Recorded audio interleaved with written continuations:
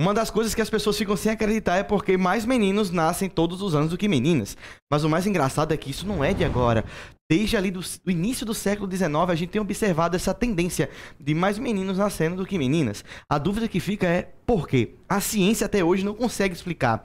Alguns acreditam que tem a ver com a posição durante o ato sexual, outros acreditam que tem a ver com a proximidade ali do dia fértil, mas o que todo mundo concorda é que por mais que mais meninos estejam nascendo no mundo, quando chegam à fase adulta, eles ficam quase que em equilíbrio ou até mesmo às vezes as mulheres ultrapassando. Mas, prof, por que isso?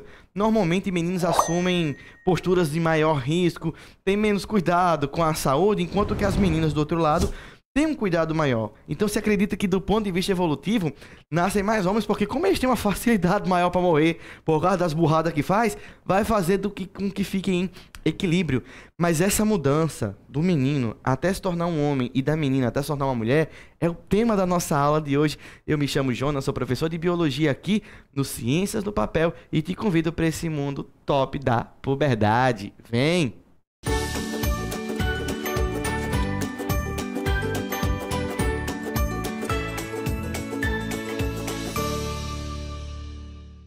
Fala galera massa, sejam bem-vindos a mais uma aula aqui no Ciências no Papel, pra gente dar prosseguimento à nossa playlist sobre o corpo humano e, óbvio, chegamos naquela parte que mais encanta e que também tem tanta curiosidade na parte do jovem, do adolescente, que é a questão da reprodução, sistema reprodutor masculino, sistema reprodutor feminino, ciclo menstrual, como acontece a fecundação, como são as mudanças no nosso corpo, tudo isso e muito mais, você vai ver aqui e agora. Então, como eu coloquei lá no início, a gente vê que por mais que nasçam mais meninos do que meninas, com o passar do tempo, devido a algumas condutas, esses futuros homens e essas futuras mulheres, elas vão encontrando um equilíbrio entre si. Então, a gente sabe que da infância até a vida adulta, você tem ali um meio termo, uma fase onde você vai ter um monte de transformações, que é a famosa puberdade. Ah, prof, já ouvi falar disso daí. Pois é, o que é então essa tão falada puberdade? Basicamente, é a fase em que o seu organismo ele começa a amadurecer, simplesmente para que você possa gerar filhos. Veja, olha que interessante. Quando você pega crianças, você percebe que tanto o menino quanto a menina, eles ainda não têm capacidade de gerar uma vida. Existem algumas coisas, tanto no menino quanto na menina, que estão faltando, ou pelo menos não estão maduras o suficiente para fazer com que eles possam gerar um outro ser. Agora, à medida que eles vão envelhecendo, partes do seu sistema reprodutor também vão amadurecendo.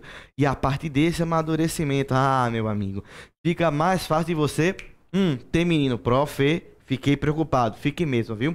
Isso aqui é aquela aula que você tem que anotar tudo e não perder um segundo. Porque toda observação que você notar aqui pode te salvar de futuramente, né? Espero que nunca aconteça, de uma gravidez indesejável. Aulas como essa que envolve essa questão da educação sexual, entender como é o corpo do homem, como é que é o corpo da mulher, e essas mudanças que acontecem fazem a diferença demais para você poder entender dos riscos e também as soluções que você pode ter para evitar problemas futuros. Então, guarde aí, já sei que a puberdade é aquela fase que o camarada vai se tornando cada vez mais maduro para poder gerar filhos, não somente do ponto de vista de cabeça. Eu estou falando mais aqui do ponto de vista de corpo, tá? O seu corpo vai amadurecer. Até porque vocês vão perceber que mesmo que os meninos fiquem com aquele porte de homem mesmo ali por volta dos 15, 16 anos, muitas vezes os boys agem como um pombão, sabe? Meu irmão tem 16, mas a cabeça de 5. Enquanto que as meninas, você já conhece, é bem o contrário. As meninas, elas têm um amadurecimento de cabeça muito acentuado, muito precoce, o que tem muito a ver ali com a questão dos seus hormônios. Então, vamos entender como é que é isso. Na adolescência e puberdade. Quando eu digo adolescência, eu estou falando principalmente daquela fase ali dos 13 para 14 anos em direção aos 17. Antes disso, a gente chama de pré-adolescente. Então, vamos pegar puberdade. O que é que a gente vai ter principalmente?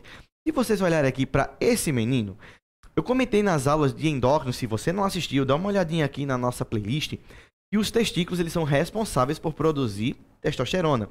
E que a hipófise produzia um hormônio chamado ADH. Até aqui, tudo bem, né, prof? Beleza, até aqui a gente lembra. No entanto, eu não comentei para vocês que a hipófise ela também pode produzir outros dois hormônios. Se vocês repararem aqui, nesse lindo slide que eu preparei para vocês, azulzão, bem bonito, para combinar com o menino, você vai ter aqui de um lado, saindo a hipófise, o FSH e o LH. Ô, prof, qual é a função desses dois hormônios? Esses dois vão agir exatamente nos testículos. Eu tô falando dos meninos agora, tá? Então você, menino, quando tá chegando ali, principalmente na época da sua puberdade, FSH e LH, dois hormônios que são produzidos na sua cabecinha, eles descem e vão agir lá nos testículos. Agora, prof, pra quê? Quando ele chega lá no teu testículo e ele age em cima deles, o testículo vai produzir testosterona. Então, olha que legal.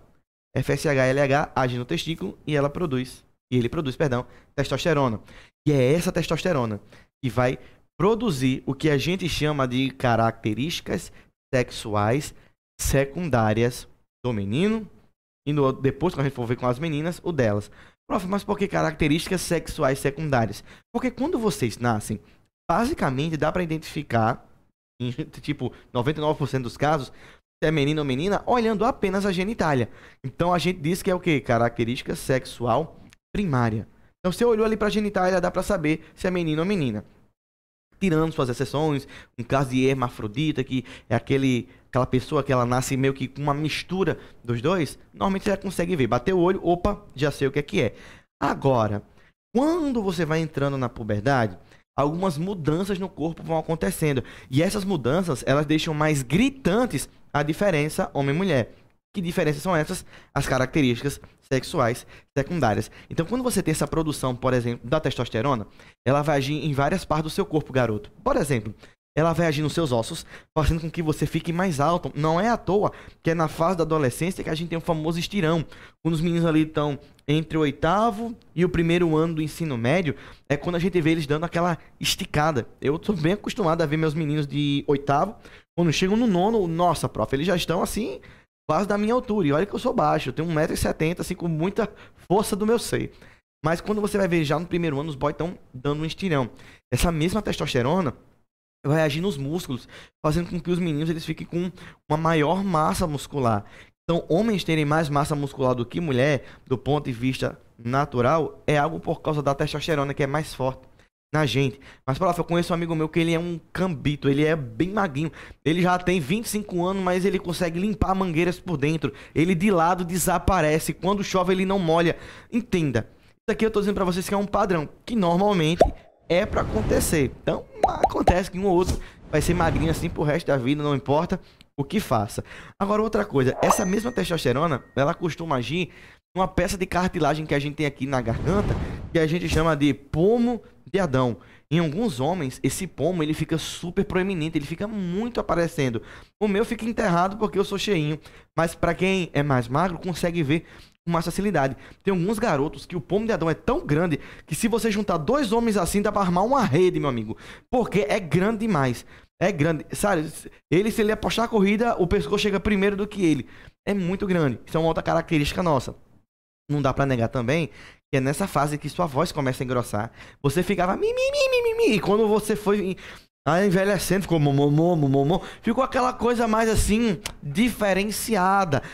Só que a gente sabe que tem aquela transição. Eu lembro de alunos meus, por exemplo, que quando estão nessa fase aí da transição, às vezes tá falando grosso, mas às vezes sai e faz assim, professor, dá aquela desafinada no meio do caminho. E a galera vai ficar tirando onda, mexendo com os coitados. Meu Deus, tenham calma, né? Vocês vão passar por isso também. Uma outra coisa que a gente não pode deixar de negar é o aparecimento dos pelos. Então, quando você vai ficando cada vez maduro, você vai perceber que, por exemplo, os pelos da axila, eles ficam mais proeminentes. Os pelos da barba, elas começam a aparecer. Tudo bem que aquela primeira barba, principalmente o bigode, o primeiro bigodão que aparece, é muito nojento. Parece uma taturana velha. A gente brinca aqui no Nordeste de bigode cobrador. Ele é verde. Por algum motivo ele sai esverdeado. Aí você vai, tira e fica 0 km. Além disso, também vai começar a produção de pelos pubianos. Isso lá na região onde fica o pênis e o testículo. Você vai perceber que com o passar do tempo, que antes era bem lisinho e depois começou a ficar mais, né, peludo, prof, diferenciado. Pois é, e também é nessa época que pela ação da testosterona, você, menino, vai começar a produzir espermatozoide. E aqui vem uma característica. Vai produzir espermatozoide, e isso vai ser pro resto da sua vida. Então, quando você for um velho de 95 anos, você ainda tá produzindo espermatozoides. E isso tem um detalhe, tá? significa que você ainda pode engravidar uma pessoa, dependendo se a moça for jovem. E vocês vão ver que quanto mais velha a menina, muito mais difícil é de engravidar.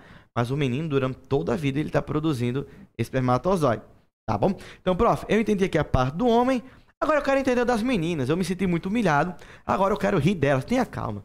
É por isso que vocês são um pombão. É por isso que as meninas riem de vocês. Entenda. No caso das meninas, vai ter coisas parecidas, é verdade, mas vocês vão ver que tem uma outra pegada. Olha, os mesmos hormônios vão agir lá nas gônadas. Enquanto FSH e LH agiam no testículo no menino, na menina FSH e LH vão agir exatamente aonde? Nos ovários. Entendi. Então, o equivalente pro homem no testículo, na menina é o quê? É o ovário. Às vezes eu tô em aula assim, gente, o que é o equivalente do testículo? Aí os meninos dizem o peito. Poxa, meu irmão, pelo amor de Deus, deixa as drogas. Isso não existe, pelo amor de Deus. Então venha pra cá. O que é que acontece? Durante essa época, quando as meninas estão produzindo FSH e LH com mais intensidade, elas vão produzir dois hormônios particularmente importantes para elas. O estrógeno, que eu coloquei ali no slide para vocês, e a progesterona. Esses dois mocinhos, eles vão ter importância, olha só, não somente nas mudanças no corpo das meninas, mas também durante o menstrual e a gravidez. Sério, prof? Sério. Então veja como esses hormônios têm uma importância gigante para as meninas. Então vamos lá. A menina começou a produzir esses hormônios. O que é que vai acontecer? O que é que eu posso ver, prof, de semelhante com os meninos? O aparecimento dos pelos. Só que você não vai ver uma menina cabeluda. Nossa, assim... Normalmente pode acontecer de ter uma ou outra, assim, mas normalmente, onde é que os pelos das meninas vão ficar mais evidentes? Na região pubiana, que é a região onde está lá a genitália. Particularmente parecido com o dos meninos nesse caso. Mas você não vai ver as meninas com, por exemplo, excesso de pelos nas axilas, pelos no rosto, como a questão da barba e o bigode. Pode aparecer em uma ou outra. As meninas normalmente elas costumam, né, remover por uma questão estética, também por uma questão, acredito, né, de questão de aroma, porque os pelos eles ajudam a reter mais suor e com isso acaba ficando um odor mais desagradável. Não é à toa que é mais fácil o homem ficar com... A gente chama aqui no Nordeste de suvaqueira, tá? Mas seria axileira, gostou? Axileira, axila fedendo, axileira. Pois bem, acontece lá com elas, mas é mais difícil. Agora... Quais são as outras coisas que a gente vai perceber de diferente? Enquanto que o menino teve um ganho de massa muscular com a testosterona, na menina você vai ter um acúmulo de tecido adiposo, um acúmulo de gordura. Sério, prof? Sério. Então vocês vão ver que as meninas, por exemplo, a mama, quando ela aumenta, não é porque ela está ficando musculosa, é porque ela está acumulando tecido adiposo, está acumulando gordura. Prof, mas para que isso? Essa gordura, futuramente, se essa menina engravidar, vai ajudar na produção de leite, tá? De leite. Olha que legal, né? Quase uma propaganda aqui da Parmalat. Então, olha que legal. Prof, o que mais? Esse mesmo hormônio também vai ajudar essa menina a estocar gordura em outras partes do corpo, como por exemplo, nos glúteos. E é aquele momento que você vai ver que tem meninas que elas têm muito busto, mas poucas, digamos assim, poucas nádegas, né? É mais solapado. Ou também vai acumular também no quadril. É muito comum a gente dizer que a brasileira, ela tem esse corpo de formato de violão. Ela vem afilada em cima e enlarguece embaixo. Isso tem a ver também com o depósito de gordura dessa parte. E o que mais, prof? A gente vai ver também que esse quadril mais largo é justamente por causa de uma questão óssea. O osso ali do quadril ele fica mais largo para facilitar, logicamente, a saída do bebê. E o que mais? E também para acúmulo de gordura. Futuramente, depois que o bebezinho nascer, todo esse estoque de gordura vai ser mobilizado para que possa se converter em leite para poder amamentar. Então, olha como a natureza é inteligente. Esse estoque que vocês têm vai depois servir para ajudar nessa parte. E, obviamente, se você gostou disso, você vai deixar aquele like maroto, vai se inscrever aqui no nosso canal, vai ativar o sininho para não perder as notificações e vai compartilhar essa aula com mais gente, para todo mundo ficar sabendo o que é que acontece na nossa puberdade. Valeu!